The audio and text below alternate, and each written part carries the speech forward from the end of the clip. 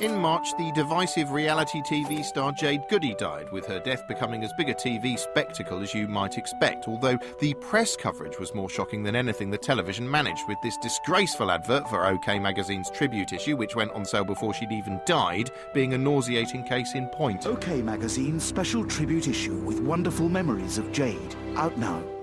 Also in March, The Apprentice bumbled back onto our screens for its 72nd series. Sir Alan Sugar watched over a fresh smattering of apprenti, a typical mix of competence, weirdness, cockishness and smarm, none of whom I could really be bothered to insult with any more sophistication than this. It can be traumatic appearing on television at the best of times, but throughout 2009 an alarming number of people seemed to find it so stressful their bodies went into shutdown. Here, for instance, we see a woman suffering an adverse reaction to the tense denouement of an especially nail-biting episode of Deal or No Deal. Breathe, darling, breathe. Breathe.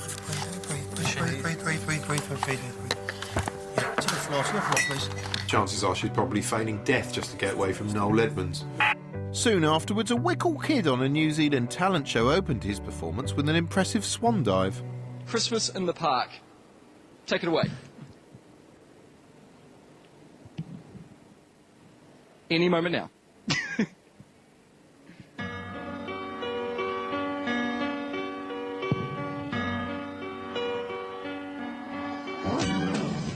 While in America, paranoid right-wing Fox News wankerman Glenn Beck's ceaseless yabber proved too much for one guest. Okay, are you okay? You want to hang on? Passing out. Okay. Why don't you want to sit down? Go on. Okay.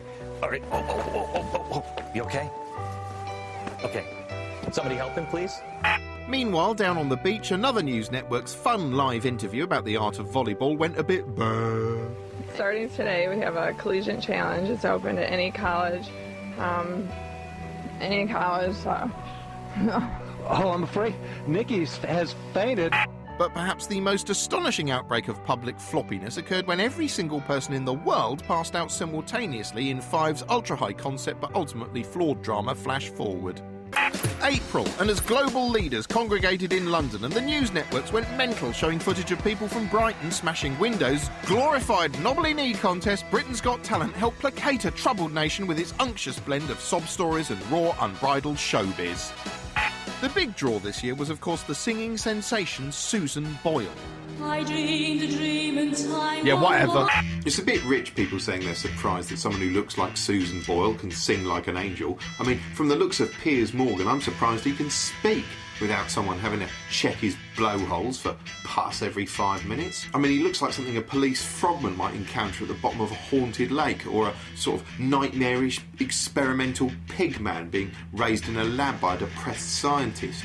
Susan Boyle is actually a fairly normal-looking woman with an above-average voice who was suddenly foisted upon us as the absolute epitome of a heartwarming lesson in not judging by appearances. Of course, there is no more ruthless exponent of judging by appearances than precisely the sort of talent show featuring Simon Cowell. I'm Lisa. I'm Zoe. And what's the name of the group? The Stunners. Oh. So all Susan Boyle was really doing was bucking a trend Simon Cowell had done his best to maintain. As the contest steamed on, 10-year-old Holly Steele horrified viewers by forgetting the words to Edelweiss live on air. I just found off the producer we don't have time to do it again, I'm afraid, OK? I know that's going to upset you. I know that's going to upset you, but listen. All right, listen. It's Saturday night! Come the final, Susan Boyle lost out to urban dance troupe Diversity, making her the only person to dislike Diversity more than Nick Griffin. May and Channel 4's Extreme Male Beauty exposed the uncomfortable truth about male penises. Sometimes it turns out they're allowed to present TV shows. And number 5. Hang on, that's me. Yes, me. Well, hello. Extreme Male Beauty, yeah, that was like really clever stuff. You know, really challenging and that. What they'd done was they got these blokes to line up and stick their penises through some holes, right? And then got a load of women in to pick which one they like the most. It looks like Doc Cotton's mouth, look. And normally when you see a load of naked penises on telly, you think, oh, this is a bit cheap and unnecessary, you know? But actually, it was more about, like, what do women think about penises? You know, it was like an experiment, like a vital experiment. So in a way, what I was doing was as important as curing leukemia or something like that. I mean, it looked tacky, but what it was doing was tackling assumptions about, like, hang on, sorry. Dan, you shitbag! As per tradition, May gave way to June, and Martin Jarvis celebrated by doing his bit for equality by spicing up the one show with a brilliant contribution to a fascinating debate on the burqa. But one other thing, if I may say so. You have wonderful, lovely eyes. Dear. I think you're in there, Martin. Why don't you ask her out for a beer and a bacon sandwich? In June, Michael Jackson died, leading to blanket coverage on all the news networks who covered it in exhaustive detail for days, no matter how little there was to actually say. Grittily relevant soap EastEnders paid homage to Jackson's genius with this moving exchange. Hey, you heard about Michael Jackson? Oh, yeah. Yeah, I heard it on the radio last night. I can't believe he's dead, you know. No, I can't believe he was 50. Not a hugely evocative tribute, that, but better than their original plan to show Phil Mitchell moonwalking around the Queen Vic and then climbing into bed with a 10-year-old boy. But telly hadn't finished with Michael Jackson yet. No, later in the year, in a live broadcast for Sky One, fatuous medium Derek Acora attempted to contact the late King of Pop using the magic ghost phone in his stupid head. It was overseen by June Sarpong, who presented the entire show in the style of someone who was learning to read for the first time live on air. If you've just joined us, we are at Ballinacurra House in Cork in Ireland with Derek Acora, the medium. Seances can be scary, so thankfully June wasn't alone. She had a guest with her. David Guest, hello. Hello, I just have to tell you, you have the most beautiful lips and the prettiest white teeth I've ever seen in my life. Why, thank you, David. Okay. Oh yeah, thanks for that, Dave. And I must say, you've got the most beautiful, are those eyes? Come the séance itself, Derek sat at a table surrounded by some of Jacko's biggest fans and lookalikes, Owen Jimmy Carr, and then in spine-tingling scenes, which looked like the most bizarre episode of Late Night Poker ever, made contact with the King of Pop. He's not... Is that his voice to me? Can he do this?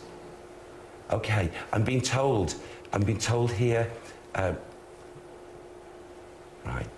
Unsurprisingly, one of the first things Jacko wanted to do was complain about the press coverage he'd been getting. Well, I wish my friends that these tabloids, these journalists, they tell lies upon lies upon lies. Oh, and you've got no time for people who just make stuff up. Will someone say hello to Quincy Jones for me? Please? You see Quincy. You say hello. Please? Hello, Quincy. Of course, given this unique opportunity to speak to one of the world's biggest superstars from beyond the grave, you'd think Derek would ask the King of Pop to clear up some of the mysterious circumstances surrounding his death, or maybe, I don't know, whistle a bit of new material. But no. Instead, he involved the fans in some delusional-looking chit-chat until it all became too upsetting and exploitative to bear. Michael, I love you so much. Do you realise how much I love you, Michael? I feel from your sincerity of love. It is paramount to me to receive that love. I love you also. I love you more, Michael. This is like a lock-in at the world's weirdest pub. Eventually, even June Sarpong noticed how horrible it was all getting. Wow, we will make sure he is okay during the break. Do stay with us, see you after the break. Still, at least as the credits rolled, June valiantly tried to put the case for doubters. For those who might be a bit sceptical, what would you say? Well, they can feel sceptical. Okay, brilliant. One of the year's biggest cultural full-stops occurred when Channel 4 announced it would shortly be closing the gates of Britain's least civilised zoo. Big Brother 10 had the series' most challenging theme yet, a protracted test of psychological isolation as Davina McCall slowly realised she was the last person watching. In fact, ratings were so low that for the first time in Big Brother history, rather than being a shortcut to national fame, the house was actually quite a good place to lie low following an armed robbery. Meanwhile, Sky Arts were bringing us an altogether more entertaining Big Brother-type show with Anthony Gormley's One Another Spectacular, in which members of the public stood on the fourth flint. Of course, most people just took it as an opportunity to make an exhibition of themselves.